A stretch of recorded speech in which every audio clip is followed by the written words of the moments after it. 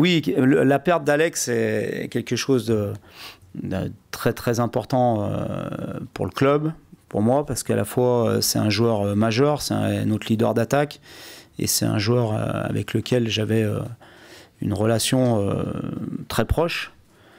Donc c'est une grosse perte si on est amené à perdre Alex, mais je pense aussi qu'on a la perte d'Alex, mais on a aussi d'autres secteurs dans lesquels on doit se renforcer et s'améliorer.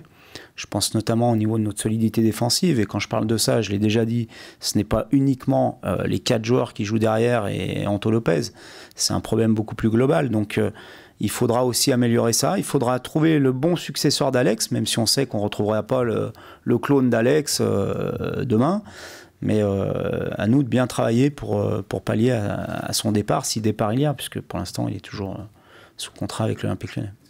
Oui, le président l'a dit, on investira. On travaillera pour avoir une équipe compétitive. On sait que l'année prochaine, il va y avoir beaucoup de concurrence, puisque Marseille a un beau projet, il y a Lille qui en a un aussi, Paris, Monaco, Nice.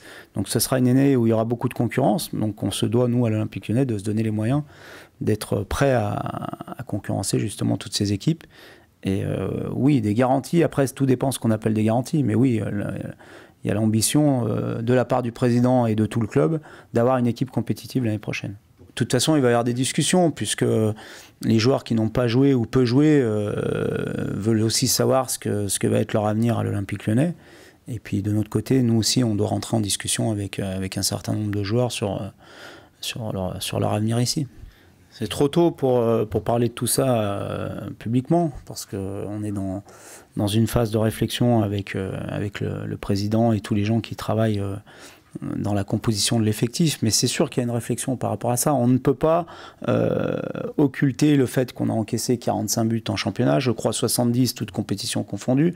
Donc on est bien conscient, et moi le premier, qu'il y a un chantier dans ce domaine-là à mettre en place. Mais je le redis, il n'y a pas que l'aspect des 4 défenseurs et du gardien de but. C'est un aspect collectif, c'est un aspect d'équilibre de jeu quand on attaque. Donc il y a une réflexion qui est menée à la fois de ma part et aussi avec les dirigeants.